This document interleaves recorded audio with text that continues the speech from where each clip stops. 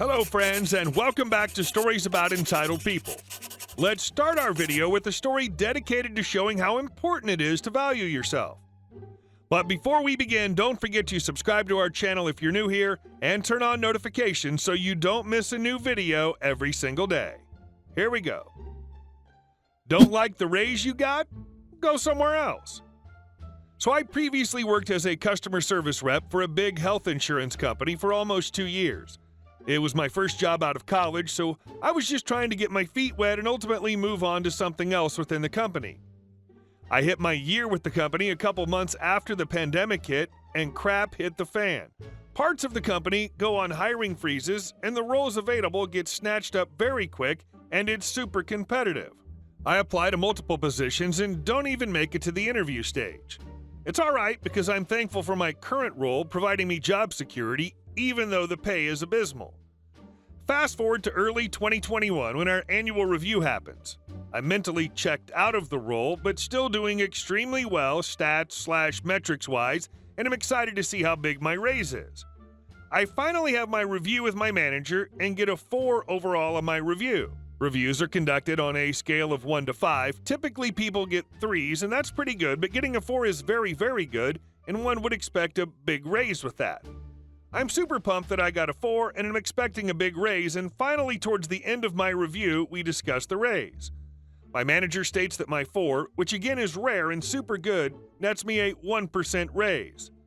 Now, I'm not going to get into the details of how much that is exactly because it's rather embarrassing, but let's say you'd barely see a difference in my paycheck. I was stunned, and I asked my manager how I could get such a small raise with such a good review. My manager says essentially something about the budget only allowing me a 1% raise, and if I don't like it, I can look for something else. I have to admit I was slacking on the job search, but that really kicked me into overdrive. 2 weeks after that, I was in the interviewing stages for 3 different roles at the same company or our sister company, and a month after that, I got an offer I couldn't refuse. The new position came with a 32% increase in salary, and I couldn't have been happier. I told my boss that I'd accepted a new role and mentioned the increase, and my boss was shocked. It was also very inconvenient because I was the most experienced person on the team, so a lot of coworkers would come to me with questions and advice, and also I'd been assigned to special projects that I was an expert in, and now they'd need to find someone else for that in a short period of time. In conclusion, know your worth and don't settle for less. And then they say people don't want to work anymore.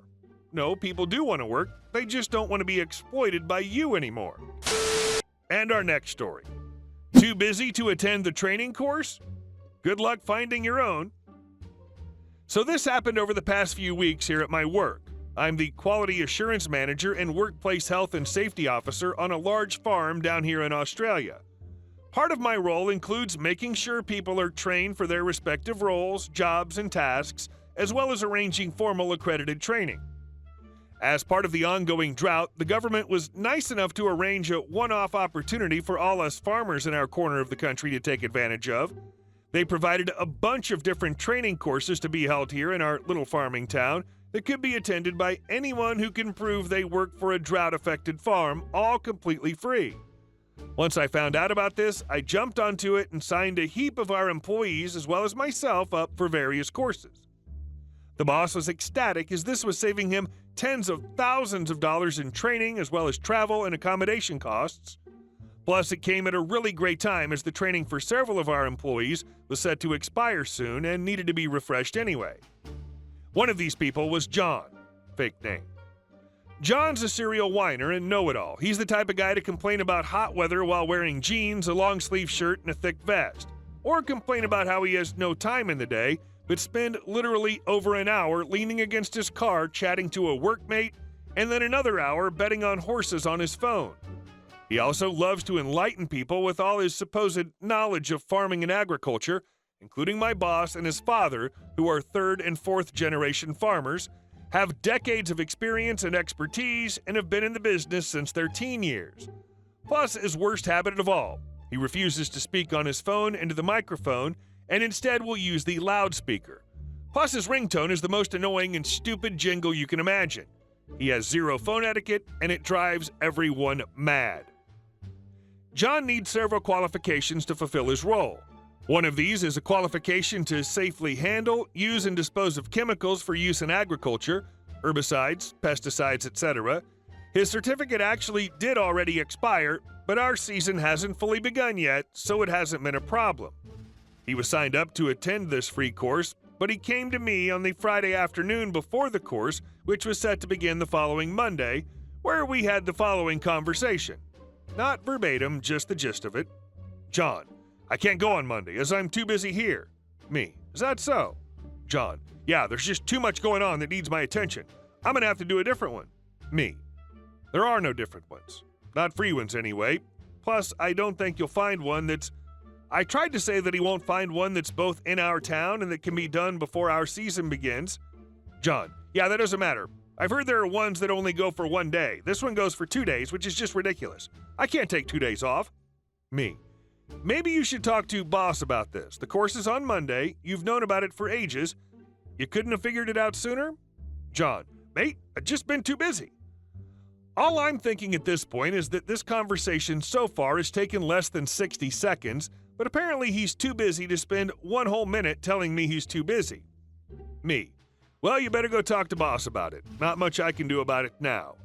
John: Random, apathetic grunt. He left at this point before I had a chance to correct him and say that the 2-day course is for people who've had their training expire, like him, and the 1-day course are for people just doing a refresher.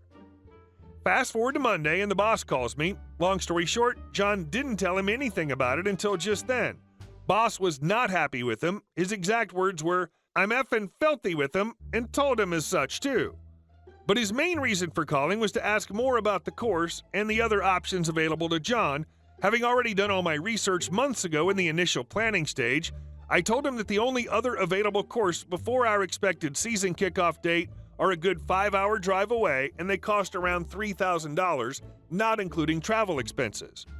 Boss: Yeah, I thought as much. Well, that'll effing learn him. I told him that his options now are to either go and pay for the training himself and claim it on his tax, or skip it and cop a pay cut, seeing as how he can no longer do any chemical handling. Me: Internally laughing my butt off. I see, fair enough. Boss: Stupid C-word isn't even doing anything that important. That's why I swung past his area today, as I thought he wasn't going to be there, so I figured I'd better check on things. He was off doing some crap in the shed while everyone else was out in the paddock. They didn't even need him. Me: Yeah, right. So, shall I put some of these options for him in an email or something? Boss: Yeah, mate, go ahead and do that. Save the busy man some time and do his effing research for him. Me: Haha, no worries. So not only did he get himself in some deep crap, but he's also out of pocket a crap load. Plus, I gotta be the one to let him know exactly how much in a nice little email, where I'll also let him know that he does need to attend a 2-day course. Silly bee. Sounds like John doesn't know how to math. And our last story. Entitled Aunt tried to claim the land that my parents bought for me.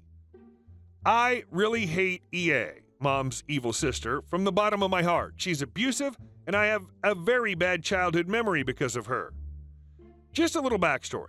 I was living in Japan, but my parents forced me to live in the Philippines, which is totally fine with me because Philippines is such a fun place, LOL, because of some reasons.